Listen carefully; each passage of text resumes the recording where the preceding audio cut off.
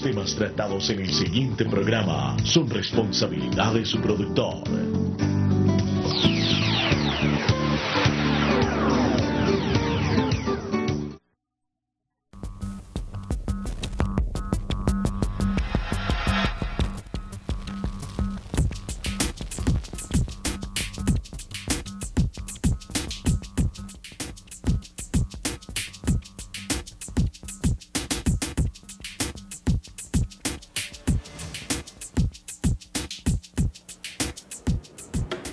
Hola, bienvenidos a Momento Político, programa de opinión, de análisis y de debate que cada 8 días llega a todos ustedes con temas de interés general.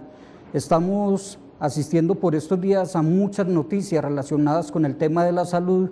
De pronto, el diagnóstico de cáncer de próstata del presidente Santos ha despertado mucho comentario sobre la situación de la salud en el país y de cómo a una persona con las calidades del presidente lo operan de un día para otro, al otro día de recibir el diagnóstico, mientras un ciudadano, el común y corriente, tiene que morirse a las puertas de un hospital. También avanza el tema de la liquidación del Instituto de los Seguros Sociales y entra en funcionamiento, por fin, Colpensiones. Y otra serie de temas que hay relacionados. También estamos en la semana de la indignación que los movimientos sociales han programado en todo el país.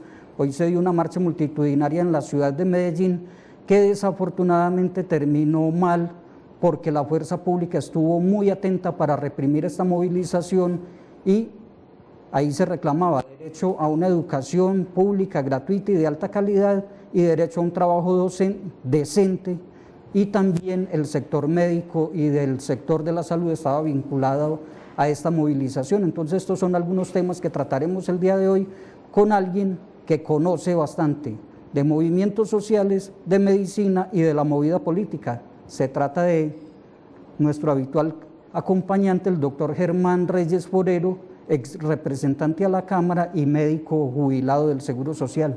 Doctor Germán, con las buenas noches. Lo del presidente, usted colocó en Twitter que quería saber qué EPS es la que atiende al presidente para que le abran cupa a usted, porque en las otras es muy difícil que lo atiendan a uno con esa celeridad que al doctor Santos. Muy buenas noches, César, y a la teleaudiencia de esta hora. Gracias por atendernos. Bueno, lamentable lo del presidente, lamentable que cualquier persona sufra y padezca cualquier tipo de enfermedad, y máximo este tipo de enfermedades, como es un cáncer, dicen los médicos que lo tratan, un cáncer de próstata, y que fue operado en el día de hoy en una clínica indiscutiblemente de las mejores calidades del país y de América Latina, como es la Fundación Santa Fe. Ahí no hay ninguna discusión. Sí llama la atención la celeridad con que el presidente es atendido en esto. Normalmente, y eso me lo decía en estos días un colega en uno de los twitters, en unas informaciones que recibimos, normalmente el paciente en el sistema de salud actual tiene que ir primero donde un médico general. Va a consulta del médico general con la EPS correspondiente. Ese médico general hace un diagnóstico previo, de acuerdo a la sintomatología del paciente, y ordena unos exámenes. Ante la sospecha de un tumor en la próstata o un cáncer de próstata o una próstata agrandada, manda unos exámenes de laboratorio y posiblemente mande una ecografía y otros exámenes de procedimiento y un antígeno prostático. Si tiene la sospecha por la edad y lo demás, un antígeno prostático. Doctor, ese procedimiento se puede demorar. Discúlpeme, allá iba, es que primero eso pasa por auditoría médica. Me dicen, no, en la EPS, no. Espere, sí le vamos a mandar el examen, pero primero tiene que autorizarlo la auditoría, y en auditoría se demora de 15 a 20 días ese concepto primero, para que después vayan y le hagan el examen, que no sabemos cuándo le entregan los resultados y para cuándo le podamos dar la cita con el especialista, ahí sí. Exactamente, entonces el examen de próstata, que es el antígeno prostático, se puede demorar entre 20 días y un mes. Si ese antígeno de próstata, si la ecografía de próstata tiene alguna alteración que haga sospechar al médico general que está ante la presencia de un tumor maligno, inmediatamente lo remite al urólogo, que es el especialista encargado de manejar ese tipo de patología. Esa cita, después de visto los exámenes con la sospecha de un cáncer, esa cita al urólogo regularmente se demora 2 o 3 meses. Regularmente se demora 2 o 3 meses en el sistema actual. En los 2 o 3 meses obviamente han pasado muchas cosas. Con cualquier tipo de cáncer, entre más tiempo se demore en una intervención, pues más avanza la enfermedad. 2 o 3 meses para que el urólogo lo vea.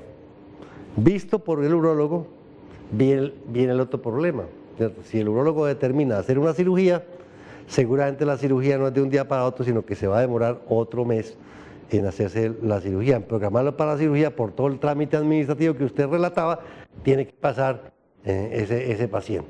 O sea que estamos hablando, en términos concretos, desde el diagnóstico inicial, la sospecha inicial del médico general, hasta que haga una intervención de aproximadamente 6 meses.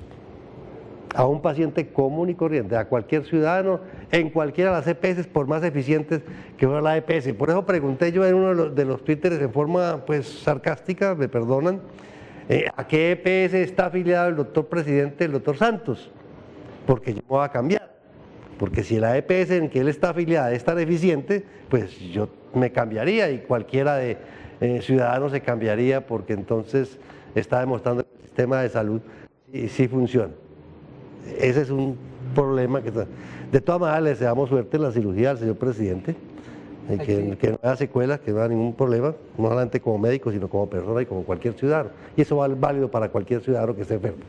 Claro, hay que destacar ese sentido humano frente a la enfermedad y más frente a esta que, de acuerdo con lo que dicen los médicos y especialmente quienes manejan el tema laboral, los laboralistas, hablan de una enfermedad catastrófica. Pero bueno, esperamos por el bien del país, incluso de la democracia, que por estos días está tan cuestionado el tema de quién va a gobernar a Colombia si el presidente está enfermo y el vicepresidente también, y con el senador Roy Barreras, presidente del Senado, metiendo la mano, la cucharada todos los días, a ver, atravesándose en todo ese proceso, es muy difícil. Ese es el otro tema que concita como el diálogo nacional en este momento. Bueno, del vicepresidente. El vicepresidente puso un tema en la discusión bien interesante, ¿no? Lo que es una discapacidad y lo que es una incapacidad. La mayoría de las discapacidades en el país no producen una incapacidad, ni temporal ni permanente. Por ejemplo, esto que tengo yo de 2.75, que tengo que usar unas gafas para leer, es una discapacidad. Hablándolo técnicamente, es una discapacidad que produce una minusvalía y que está en una tabla en forma porcentual, 5%, 2%, en fin. A la persona que le falte un miembro superior o inferior, pues tiene una discapacidad y que le produce una minusvalía, es decir, no puede funcionar en forma totalmente como una persona normal. Pero no quiere decir que eso le produzca una incapacidad y que sea susceptible de una pensión de invalidez, que le genere una invalidez. Tanto así que hay muchas personas que no llegan al porcentaje característico de una invalidez, que es el 50% de acuerdo a una tabla que hay. Es decir, hay una discusión. En un ciudadano común y corriente, uno podría decir que el actual vicepresidente, sin conocer la historia clínica a profundidad, que es el otro tema bien complejo, bien delicado, no llegaría al 50% de una discapacidad. O sea, que no le genera una invalidez que sea producto y que se produzca ahí una pensión de invalidez. Ese es un tema de los médicos, ese es un tema que no es ni de los periodistas, ni es un tema de los congresistas en carácter de legisladores, es un tema eminentemente médico y que tiene que respetarse el criterio de los médicos que determinan esa circunstancia de la discapacidad, de la invalidez y lo demás. Entonces no es que los periodistas, no, nosotros sí como médicos creemos que hay que respetar el secreto profesional y hay que respetar el criterio médico en este caso concreto. Doctor Reyes, pero en el caso concreto del vicepresidente, él está enfermo y todavía no sabemos bien el diagnóstico y probablemente no lo conozcamos si se respeta el secreto médico de la Junta que lo va a evaluar. Pero si tuviera una invalidez, por ejemplo, Jairo Klopatowski, que ha sido senador, ¿no podría ejercer su cargo porque es inválido? Sí, por ejemplo, el doctor Jairo Klopatowski él es un hemipléjico. Sí. Camelo, ¿cómo es que se llamaba? Henry Pava Camelo. Henry Pava Camelo, periodista aquí, también tenía una discapacidad, una hemiplegia. Eso no quiere decir que tenga una incapacidad para ejercer en la función y el cargo que él puede ejercer. El doctor Kolpatowski puede ejercer como funcionario público, que es su calidad de congresista, no hay nada que lo impida. Él se puede defender por sí solo con su silla de ruedas o con su apoyo correspondiente. Fíjese y verá que el tema no es fácil. Una persona que no vea, que sea invidente completo, puede trabajar en algunas actividades de orden profesional, por ejemplo, en un cuarto oscuro de rayos X, puede trabajarlo. Aunque en un laboratorio de fotografía, ¿cierto? Es decir, hay una serie de actividades que están calificadas desde el punto de vista de su desempeño laboral. Entonces, insisto, hay que determinar con toda precisión y toda claridad, y hay unas tablas para eso, que es una discapacidad y si esa discapacidad genera sí o no una incapacidad permanente, porque hay determinadas actividades que siendo discapacitados las pueden desarrollar. Doctor Reyes, teniendo estas claridades frente al tema de presidente y vicepresidente y la atención en salud para ellos, y antes de que entremos con el tema de fondo y que usted bien conoce, que es el del Seguro Social, su liquidación definitiva y la entrada en funcionamiento de Colpensiones, hagamos mención al tema del movimiento social y de las manifestaciones que se vienen dando en todo el país y que se vivió en la ciudad de Medellín. La semana pasada en el transcurso de la semana, los vendedores ambulantes informales se manifestaron. La ciudad puede que esté bonita, pero el hambre está acosando a una gente, y eso es una discusión que hay que mirar con mucho detenimiento. No todo el que tenga un carnet y ya esté censado y con un puesto entregado por la alcaldía tiene garantizado un mínimo vital, pero no todo el que está vendiendo un blue jean, una camiseta, una guanábana en una carreta es un delincuente. ¿Cómo manejar ese tema y cómo conciliar, usted que fue presidente de la Comisión de Derechos Humanos de la Cámara de Representantes, el tema de la manifestación pacífica, el derecho a la protesta ciudadana con la represión? Hoy la manifestación de estudiantes, profesores, trabajadores en general fue reprimida y se habla de más de 50 detenidos en una marcha que era inicialmente pacífica. Pero dos hechos distintos y las motivaciones diferentes. Una, el tema de la informalidad en la ciudad de Medellín. Hay una cosa cierta, y es que Medellín en este momento es una de las ciudades del país que tiene una de las mayores tasas de desempleo y de las mayores tasas de informalidad, porque no todo el que está empleado en forma formal, sino que hay muchos que figuran como empleados, pero están en la informalidad. Ahí tenemos una discusión con el DANE en específico. Pero los datos de Medellín del desempleo son de los más altos del país, y los datos de la informalidad son de los más altos del país.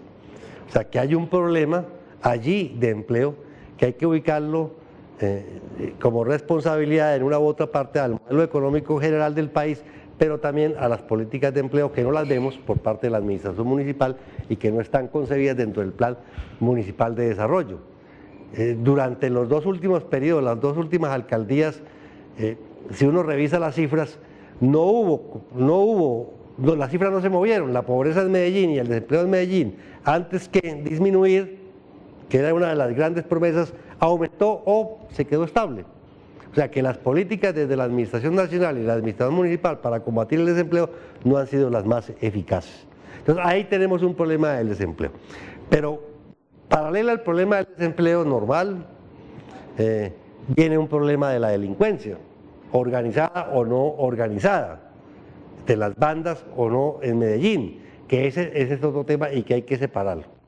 Porque una cosa es la protesta de las personas informales que están organizadas en el centro, en diferentes organizaciones allí, y que hacen una protesta ante una amenaza posible de limpiar el centro, como lo dijeron, y que hacen una protesta, y otra cosa, las bandas organizadas que también existen en el centro, y que se ha denunciado, y que Corpades y Fernando Quijano ha venido denunciando, de que no solamente en los barrios de Medellín, sino en el centro de la ciudad de Medellín, existen bandas organizadas que operan bajo el estilo de mafias y de extorsión, que extorsionan al comerciante legal y que extorsionan al informal o a la persona que tiene la chaza. Entonces son dos fenómenos que hay allí y que se ven reflejados en el centro y que en un momento determinado se pueden entrecruzar.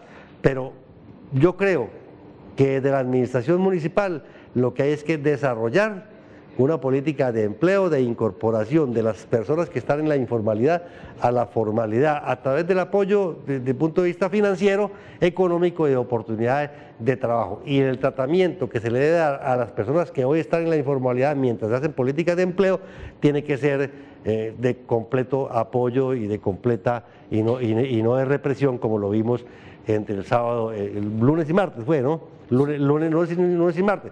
Porque si a un problema de empleo se le pone un problema de policía, pues agravamos el problema. Ahí hay muchas personas de edad avanzada que no tienen ni siquiera seguridad social, que no alcanzan a tener un ingreso de salario mínimo que ayuden a solventar el problema de la pobreza. Pero insisto, también tenemos bandas organizadas que han sido denunciadas por organizaciones de derechos humanos de la ciudad de Medellín, que extorsionan a los comerciantes comunes y corrientes y que extorsionan a los informales, que también tienen la obligación, la administración municipal y los organismos de seguridad, de combatir. Ahí estamos completamente de acuerdo, pero entonces se mezclan los dos temas y meten a todo el mundo en el mismo costal. Exacto. Y ahí es donde hay que hacer la diferencia. Los vendedores informales son informales porque a eso los ha llevado la necesidad, pero no son delincuentes. Pero no son delincuentes, lo que pasa con los mineros. Hay que separar el tema de quién es delincuente y quién es un trabajador informal del centro de la ciudad, que es un tema que no se ha atendido debidamente y que hay que recordar. Yo siempre insisto con ese tema y puede que me vuelva cansón, doctor Reyes y nuestros televidentes, pero Juan Gómez Martínez, cuando fue alcalde de Medellín, construyó el famoso Bazar de los Puentes, los bazares populares de comercio de la ciudad, que fueron un total fracaso, y específicamente el Bazar de los Puentes construido sobre la avenida Oriental, al lado del barrio Prado Centro, sector de Villanueva. Eso lo que hizo fue gastarse un poco de plata del presupuesto municipal, hacinar a unos comerciantes, arrinconar a quienes ya estaban marginados y empobrecidos y acabarlos de quebrar. Ahora eso está lleno de indigentes, basuras, personas dedicadas a todo tipo de delitos y unos pocos, muy pocos comerciantes que tratan todavía de mantenerse y de sobrevivir en este espacio, y los otros centros comerciales, Bazar de San Antonio, el de Juanambú, es muy poco lo que se mueven. Entonces una política que tampoco ha funcionado y que lo que han hecho es convertirlos como en pequeños guetos, arrinconarlos, donde no se vean tan feos, porque ni siquiera le están solucionando el problema real del trabajo a ellos, ni de movilidad de la ciudad, porque la ciudad sigue igual de caótica. Pero dejando este tema ya aparte, doctor Reyes. Bueno, lo de la protesta de hoy, sí. Hoy es una protesta organizada por la Central Unitaria de Trabajadores CUT, por las organizaciones no gubernamentales, por las organizaciones estudiantiles como la MANA y lo demás, para tratar varios temas que usted ya explicó. Una protesta totalmente pacífica, que entiendo que había permiso de las autoridades locales y que desafortunadamente, no por voluntad ni por direccionalidad de los organizadores, se convirtió en una refresca, en una reyerta dentro de los predios de la Alpujarra. Entiendo yo, no todos los manifestantes pudieron llegar al sitio de concentración. Hay acusaciones en el sentido de que exceso de fuerza de parte del SBAT, en concreto en una protesta que era completamente pacífica. Entiendo y tenemos información de que los estudiantes que participaban en la marcha no agredieron ni sacaron bombas papas ni lo demás. Sin embargo, la respuesta de la policía no fue la más acorde con esa protesta pacífica que se dio, y de eso resultó que, entiendo yo, hay 59 detenidos que esperamos se les dé un tratamiento dentro de lo que hay constitucionalmente establecido de una protesta pacífica y no se judicialice esa protesta. Muy bien. Doctor Reyes, el tema de fondo. Llevamos unos 3 o más años hablando y escuchando hablar al alto gobierno y a los ministros de turno de colpensiones. Sabemos que hay un gerente ganándose una plata, un salario grande, que hay una infraestructura ya montada y que eso no funcionaba. Incluso se habla de que la base de datos que compraron, bastante costosa, todavía están ajustándola porque no dio resultado, porque tenía que manejar la historia laboral y información de más de 13 millones de personas que estarían inscritas o vinculadas de alguna manera al Seguro Social. y por fin esta semana como que abrieron eso, no sé en qué condiciones, porque escuchaba en medios de comunicación de circulación nacional que es un caos total, que están entregando una cantidad de fichos bastante reducida en la mañana, los que alcanzaron fichos se quedan y esperan su turno, y los que no vuelvan a madrugar o quédense desde la noche a esperar que por la mañana el vigilante salga a entregar unos fichos a ver si los atienden. Ustedes han venido hablando de ese tema desde Asmedas Antioquia, desde las organizaciones sociales y sindicales con las que tienen relación, y qué análisis han hecho, doctor Reyes, porque ya esto es una realidad, se acaba definitivamente el seguro social y arranca Colpensiones. Yo he afirmado lo siguiente: este gobierno es igual al anterior gobierno en cuanto a lo que tiene que ver con la política económica y con la política de seguridad social. Esa afirmación la podemos demostrar en hechos. En el segundo gobierno del doctor Álvaro Uribe Vélez, en el Plan Nacional de Desarrollo, yo era congresista, se aprobó en forma desafortunada y con las mayorías legales del Congreso de la República la liquidación del sistema pensional administrado por el Seguro Social y la creación de Colpensiones. Eso fue Plan de Desarrollo del gobierno de Uribe, segundo periodo.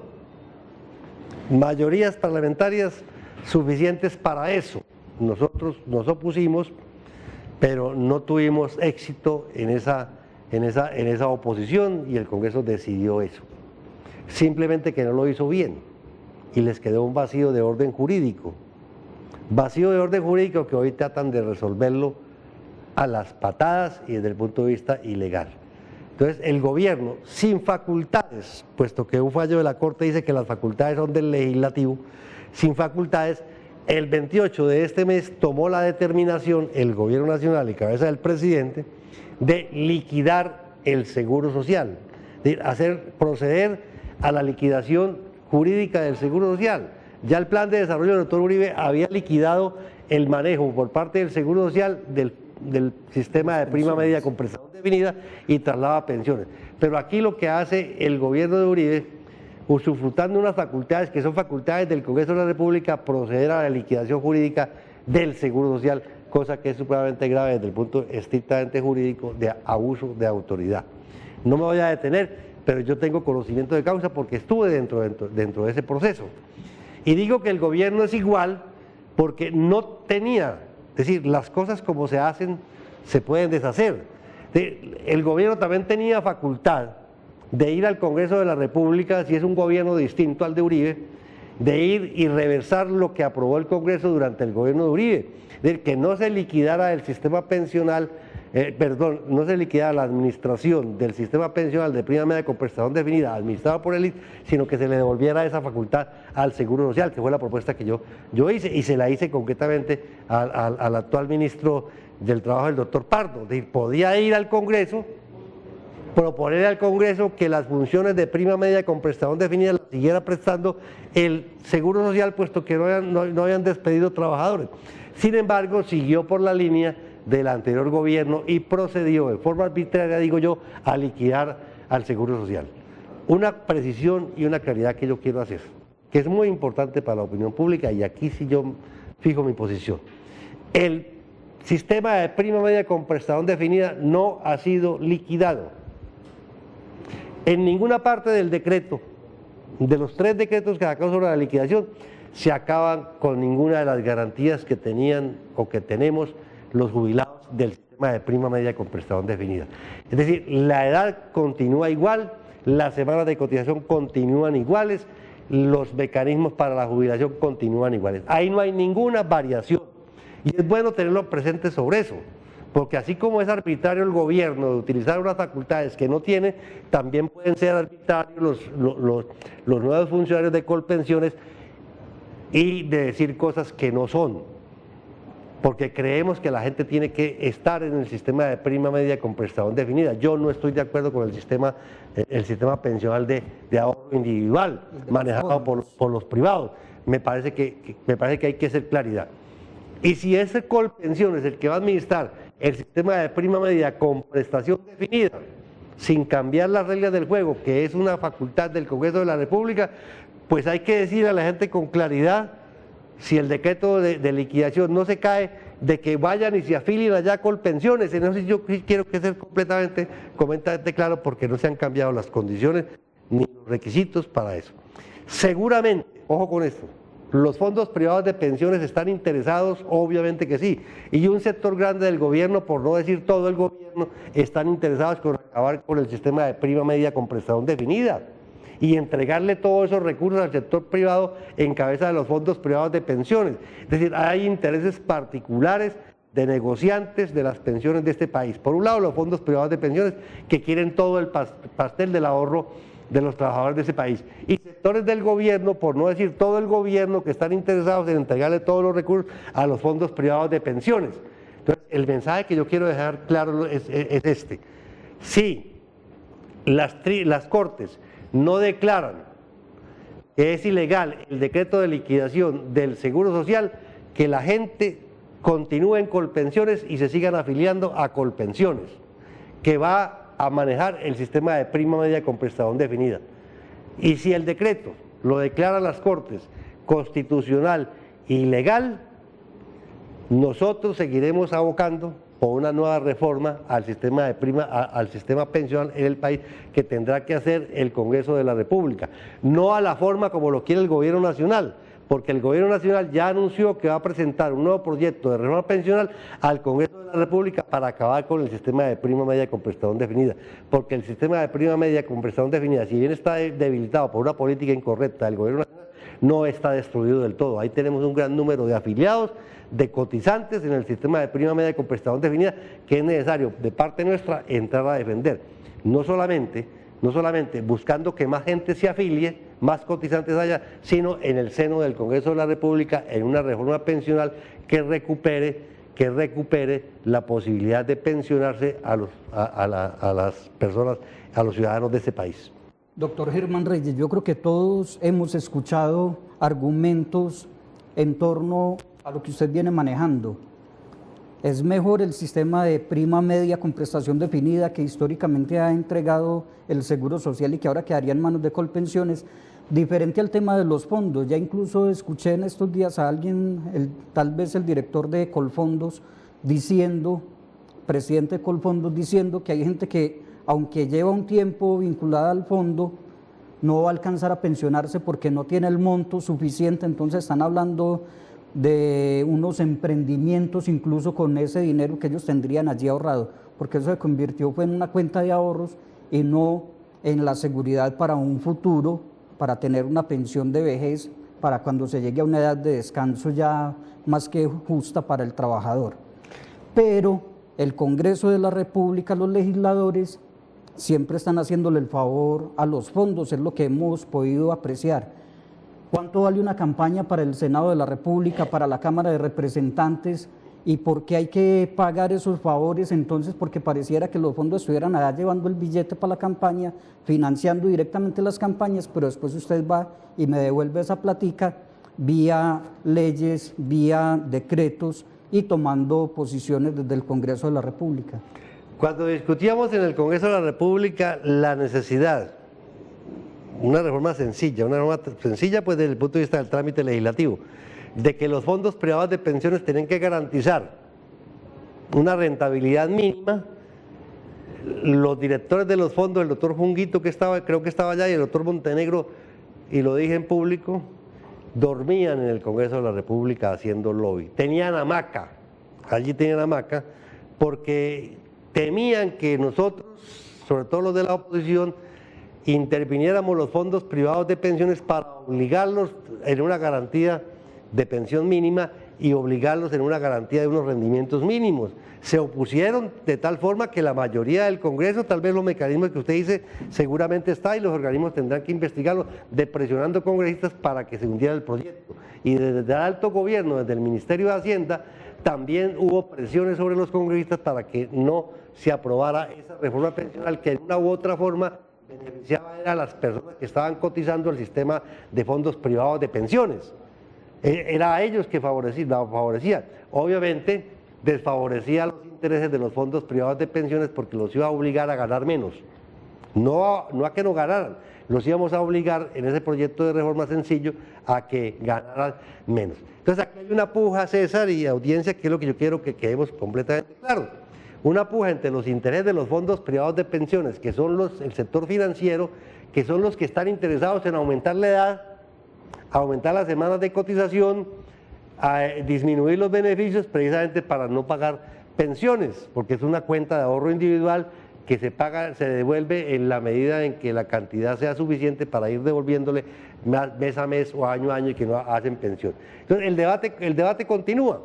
Es lamentable, insisto yo, que el gobierno, este gobierno que se presenta como un gobierno democrático, como un gobierno distinto al anterior, haya procedido liquidando al Seguro Social y sacando cerca de 3.000 trabajadores. Es que hoy son 3.000 familias, César, las que quedan prácticamente en la calle, sobre todo los trabajadores de base, porque en todas las cosas tenemos entendido que muchos trabajadores que están en la burocracia, o sea, los trabajadores del seguro de libre nombramiento y remoción, que hacen parte de la estructura burocrática y que tienen las influencias políticas, parece que son los que van a continuar con la previsora en el proceso de liquidación, mientras que los trabajadores que están haciendo labores comunes y corrientes en el actual Seguro Social, ya dice el gobierno, en liquidación, van a salir despedidos en forma, insisto yo, irregular, y que tendremos que ir a las Cortes para que nos resuelvan el problema jurídico. Y fuera de eso se gastaron una cantidad de plata en forma innecesaria en crear un aparato llamado Colpensiones, cuando no se necesitaba crear, sino que simplemente, por una nueva ley de la República, devolverle las funciones al Seguro Social y que los trabajadores que estaban ahí vinculados siguieran ejerciendo sus funciones en el sistema de prima media de compensación definida. Insiste, se van a gastar una cantidad de plata, o se han gastado una cantidad de plata en el proceso de creación de Colpensiones, en el proceso de liquidación del Seguro Social, sin ninguna necesidad. La única razón era una razón de orden político, de destruir las organizaciones sindicales allí existentes que vienen proclamando la necesidad de fortalecer y de crear un sistema pensional en el país que defienda los intereses ciudadanos y que no apoye, no se siga apoyando esta, digamos, vagabundería de los fondos privados de pensiones. Esa es la puja y la discusión entre el sistema de prima media de compensación definida frente a los fondos privados de pensiones. Creo que en este proceso van ganando los fondos privados de pensiones contra el interés nacional y contra el interés de los trabajadores de este país. Muy bien, más que claro el tema, suficiente ilustración con el doctor Germán Reyes sobre este tema del Seguro Social y Colpensiones. Le agradecemos mucho a él y a todos ustedes. Los esperamos en un próximo programa de Momento Político. Feliz fin de semana. Sociedad Cabales Limitada, asesoría jurídica integral. Ofrece sus servicios en asesoría laboral, en seguridad social y en acciones por responsabilidad del Estado. Estamos ubicados en Medellín, en la carrera 48D, número 65A19.